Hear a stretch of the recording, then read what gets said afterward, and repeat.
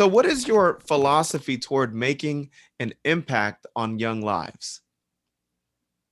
I would like to believe that I am a servant leader. I would like to believe that I'm driven by the mission. And so, but you can't drive the mission and you can't impact lives if you don't know what it is people need. So Hmm. I think the time I enjoy my work the best is when I get an opportunity to go to those communities, to go to those conferences, whether they're regionals or states, where I really get to talk with the students. And I will strike up a conversation on an elevator and ask people, what are the best parts of this, and what are the parts that you think we should change? And I ask those questions all the time. And I think you can't really impact people if you don't know what it is they need. A long time ago, in my career, I worked on behalf of people with intellectual disabilities. And there's a saying in the intellectual disability community, nothing about us without us. And that has stayed with me, is that you can't really make movement and make change without making sure that you understand what it is people want. People have to drive that change, and they have to at least define that change. And then we have to do that work. So in order to impact them, we have to hear them, and then we have to keep our eyes and ears on the issues and the trends. That's the smart part. That's the business part. But how do you align those issues and those trends with what it is people really want to see in their own lives? I think that's really what motivates me, and it's what I hope motivates them. So how does that look? How can I, as an educator, figure out what my students need in order to help them to be in a better position to help them? It's so funny. We just had a leadership summit with our students, and it was a Saturday from noon to 6. And I thought no one was going to show up, and certainly they wouldn't be engaged and they wouldn't stay. And they stayed on the whole time. And the Wow. conversations were so robust. But one of the things we had asked all of our presenters was, please make this engaging. Please talk to them about what it is they want to see. And I'm going to tell you, when you ask young people what they want, they know what they want, and they're very clear, and they're not frivolous, and it's not trivial, it's significant.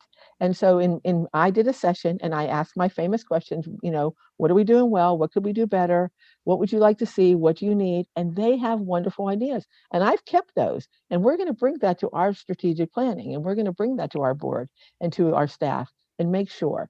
But even the leadership conference was actually an idea of a student last year that had asked us to do a leadership summit. And so, I keep implementing these wonderful things that students tell me all about, and I continue to be amazed. That's great. So to ask young people, ask your students what they want, Hmm. right? To Hmm. ask them. So that's the thing. Hmm. So what if an educator feels, I don't want to ask. I'm like, what? What if they say, like, for example, an educator may say, well, how can I make my class more engaging? And the students may say, well, you're boring or something. I mean, those thoughts, right? So how does an educator overcome the fear of asking a student or their students what they need, what they want? Educators are the most dedicated, hardworking human beings alive. And I think if we didn't know that before, hopefully, again, this past year has really showed us the level of dedication that they have. It's not, I'm not going to say that there aren't times you don't get jaded, but I think that most educators, if they heard these success stories about the conversations we've had with students, I think they would be more than willing to ask. But listen, you have to have thick skin when it comes to kids, students. They'll tell you the truth, right? Yes. And sometimes the truth is not pretty, but I Yeah. listen, and this is the truth. Open mind, open heart, right? You have to listen. If you're asking the question, you have to be willing to hear the answer.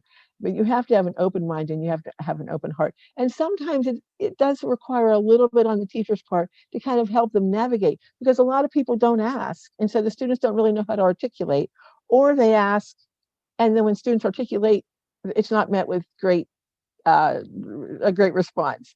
And so we all have to just get better at meeting everybody where they are, understanding that if you've never asked them before, this might be new for them. And so to be, kind of encouraging, and be prepared, because you will hear the truth as they know it. Um, But that doesn't mean that there isn't some negative of something that you can't find in there that is a gem that you can work together on.